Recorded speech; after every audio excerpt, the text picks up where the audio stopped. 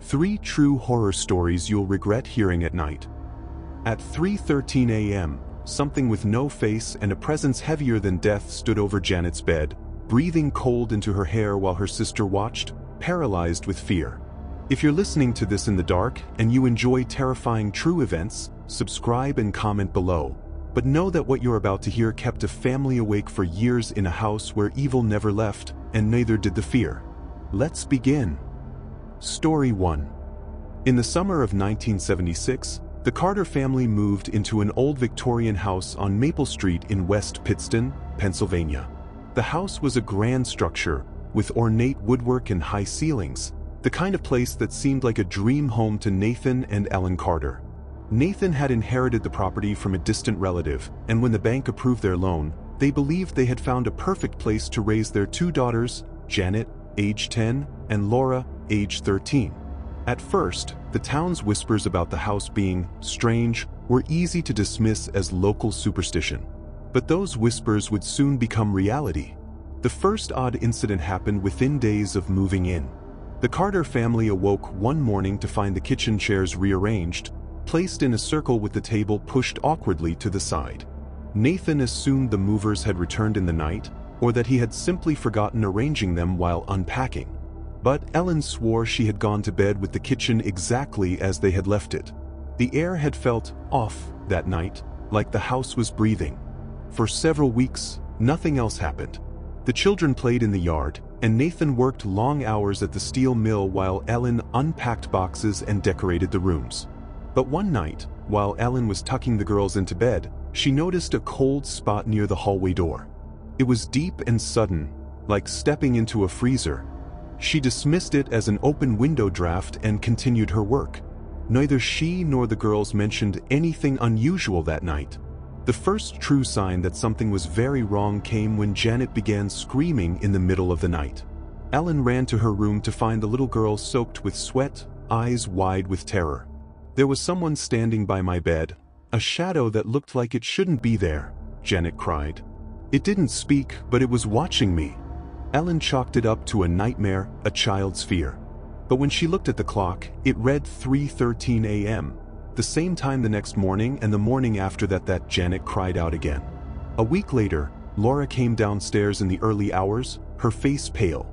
"Mom," she whispered, "I heard knocking in the attic. I swear someone's up there." Nathan climbed into the attic that night, lantern in hand, convinced it was raccoons or squirrels. He found nothing. No nests, no animals, no footprints, but the temperature in the attic was ice cold, and he felt watched. The hairs on his neck stood up, and he cut short his search, returning to bed with a chill that seeped into his bones. For the next few weeks, the Carters experienced a series of inexplicable events. Heavy furniture slid across floors with no one touching it. Taps turned on by themselves, flooding sinks and spilling water into the hall. Lights flickered, shadows moved against the direction of light, and all 4 family members felt as though they were never truly alone in the house. Then came the voices. At first, they were whispers, soft, unintelligible, like distant conversations in another room. But soon they became clearer, often calling the family members by name. Ellen would hear her name whispered while she stood in the shower. Nathan heard his name called as he worked in the garage. The voices were not friendly. They carried a weight of malice that made the hair on the back of their necks rise. One night, Nathan woke to the sound of footsteps in the hallway outside his bedroom. He grabbed his flashlight and opened the door, expecting to find one of the girls sleepwalking. The hallway was empty, but the air was so cold that his breath fogged in front of him. The floorboards groaned with every step he took, yet nothing moved before him, and nothing after. Then, from the end of the hall, came a slow, deliberate knocking, 3 sharp knocks, then a pause, then 3 more. He called for Ellen, but his voice seemed swallowed by the darkness. That night, neither of them slept. Over the following months, the incidents intensified. The family grew fatigued from sleepless nights and constant fear. But the most disturbing event happened on a rainy October evening. It began with the sound of something dragging itself across the floor in the basement, a long, scraping sound that made everyone in the house pause. Nathan, flashlight in hand once again, descended into the basement. The moment he flipped the light switch, the beam illuminated the wet footprints, large, distorted, that led from the center of the basement to the stairs, then disappeared up into the floorboards. But that wasn't all. At the bottom of the stairs, scrawled into the dust on an old wooden crate, were words that made Nathan's blood run cold. "You can't leave." He stumbled backwards, nearly falling, and rushed upstairs to find his family huddled together in the living room, faces pale with fear. The girls were trembling, and Ellen's eyes were red from crying. They told Nathan they had heard a voice calling their names, a deep, hollow voice coming from the vents. The next weeks were a blur of terror. The Carters tried everything: blessings, cleansing rituals, even visits from clergy. Nothing helped. Each night, the presence grew stronger, its actions more deliberate. Doors slammed with such force that frames cracked. Windows shattered without explanation, sending shards of glass across rooms while no wind blew. Ellen began to have vivid visions of a dark figure standing at the foot of her bed, its form blotting out the moonlight. It never moved, never spoke, but its presence was suffocating. She told Nathan she felt as though the entity fed on their fear, growing stronger with every heartbeat. One night, the family sat together in the living room, exhausted and at the end of their rope. The air was thick, suffocating. Without warning, the lights flickered and the temperature plummeted. A low, guttural sound filled the room, not quite a voice, but a sound that resonated in their chests. The walls seemed to pulse, as though the house itself was breathing. Then the scratching began. First light, then louder, more frantic. It came from all directions. From the walls, the floors, the ceiling. The family covered their ears, but it was impossible to block out. When the noise stopped, an eerie silence followed, heavier than any sound. At dawn, the Carters packed what they could carry and fled. They never returned. The house stood empty for years, its windows dark, its stories whispered among locals who claimed to see lights flickering in the windows at night and hear screams carried on the wind. The Carter family never spoke much about what happened, but years later, Janet confided to a family friend that she still wakes up at exactly 3:13 a.m. sometimes, and she can still feel eyes watching her from the shadows. Story 2. The walls whispered her name at night, soft at first, then sharp, demanding. Every time Lisa turned, there was nothing, yet the feeling of being watched grew heavier, until the house itself seemed alive, hungry, patient, waiting for fear to consume them. In 1981, the Thompson family moved into an old brick home in rural Virginia, hoping for a fresh start after years in the city. Mark and Susan Thompson, along with their teenage daughter Lisa and younger son Ben, expected quiet nights and peaceful routines. The house, built in the late 1800s, had a charm that appealed to them: tall windows, worn hardwood floors, and a wraparound porch that caught the morning sun. But what first seemed quaint soon revealed a darker personality lurking behind the walls. The first weeks passed quietly, aside from the usual quirks of an old house: drafts, squeaks, and occasional shadows cast by the uneven flooring. Yet, very early on, Megan began complaining about a figure she saw in the hallway late at night. A tall, dark silhouette that disappeared when anyone entered the room. Peter, younger and less expressive, began waking up with scratches on his arms, often shrugging them off as clumsiness. But the marks became too patterned, too deliberate, to dismiss. It wasn't long before Helen noticed the first truly unsettling event. While preparing dinner one evening, she turned to find the kitchen table perfectly set, chairs aligned, utensils arranged in neat rows, and plates stacked evenly, despite her leaving the room messy. Thomas initially brushed it off as a mix-up, imagining the kids tidying up. But when they asked Lisa and Peter, both denied touching anything. That night, a series of low, unidentifiable noises echoed through the walls, sharp enough to wake the children and shake the adults from sleep. The house's basement was next. Thomas decided to investigate after hearing a consistent knocking from below. Each night, at irregular intervals, the sound came from the dark corner of the basement where old trunks sat. On inspection, the trunks had moved slightly even though the floor showed no footprints.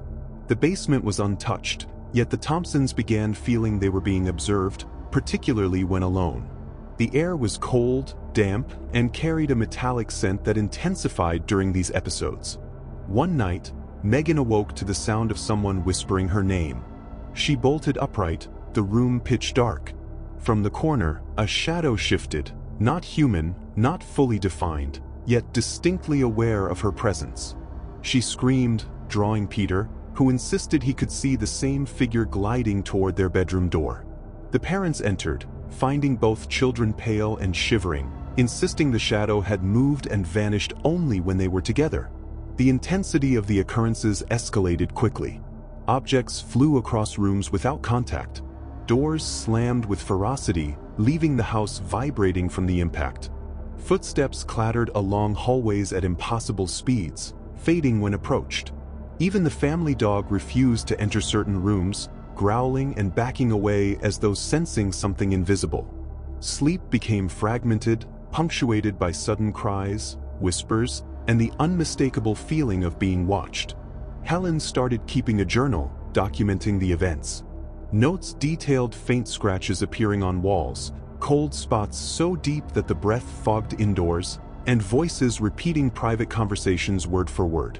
She described a sensation of hands grazing her shoulders at night, a pressure on her chest that left her gasping, and whispers calling the family members by name, sometimes even their middle names, revealing knowledge no one should have had. One particularly terrifying night, Thomas descended into the attic after hearing a violent crash. The moment he pushed open the door, a smell of decay filled the stairwell.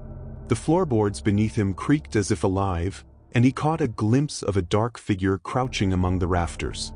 It recoiled when he stepped forward, then darted between beams with unnatural speed. Shaken, Thomas fled, slamming the attic door behind him. From that night on, none of the family dared go near the attic.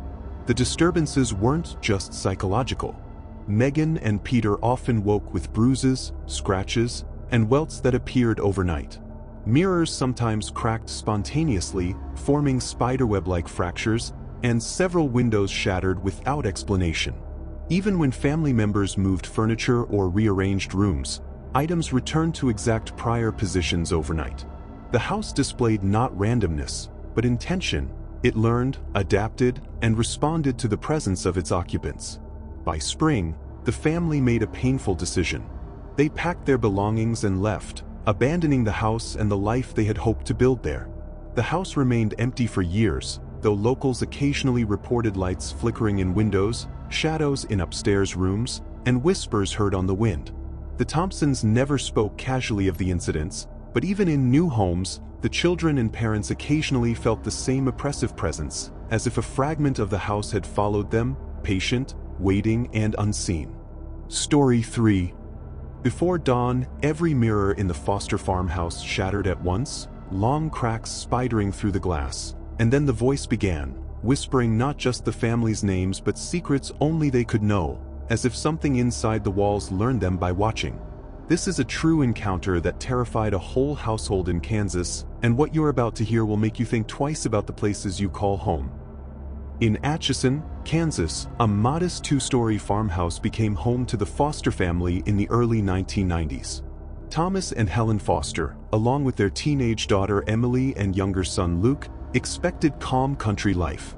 The house was historic, built in the late 1800s, with thick wooden beams, high ceilings, and a long porch. But almost immediately, they discovered that the home harbored something beyond the ordinary. At first, the disturbances were subtle: footsteps where no one walked, doors opening slowly by themselves, and cold drafts in rooms without windows. Emily began waking at night, certain someone was standing in the shadows near her bed. Luke occasionally showed scratches on his arms, which the parents initially dismissed as accidents. But the signs were too precise, too deliberate, to be brushed off. Objects began moving with intention. Chairs rearranged themselves, drawers emptied, and small household items vanished only to reappear in odd locations. The family noticed mirrors sometimes warped reflections, showing fleeting shadows that didn't match their movements. Even the dog became wary of certain rooms, growling at walls and refusing to enter. Soon, the family experienced voices. They weren't gentle or random, they called each person by name, sometimes adding details only they knew. The voices would mock, demand, or threaten silently from corners or the air vents. Emily described hearing whispers that repeated private conversations she thought she had spoken aloud only once. The house was learning them, and it used that knowledge to terrify. One night, every mirror in the house shattered simultaneously. The sound was deafening, waking everyone instantly. The cracks spidered outward as if the house itself had struck each surface. The family felt trapped, as though the very walls were pressing closer with every heartbeat. Shadows moved faster than the eye could follow. Doors slammed. Objects flew. Sleep became impossible. The intensity increased over months. Physical attacks occurred, scratches on skin, bruises, items hurled across rooms. Unseen forces would push family members. Cold spots dropped temperatures dramatically, leaving visible breath in the air. The house was active, aware, and deliberate. Paranormal investigators documented the activity. They reported electromagnetic fluctuations, strange noises, and shadows seen on camera. Visitors sometimes felt touches or pressure, often leaving shaken or fainted. Despite interventions, nothing stopped the home's aggression. Eventually, the Fosters fled. They abandoned the farmhouse, leaving its history and dark presence intact. Locals occasionally report flickering lights, whispers, and moving shadows. Some who enter feel immediate oppression, as if the house itself watches, waits, and remembers. The Foster family's story serves as a reminder: some homes are more than wood and stone. They are alive, aware, and patient. If these stories sent shivers down your spine, smash that subscribe button, hit like, and comment below which of the 3 stories shook you the most, and stay tuned, because the world is full of real horrors hiding in the homes you pass every day.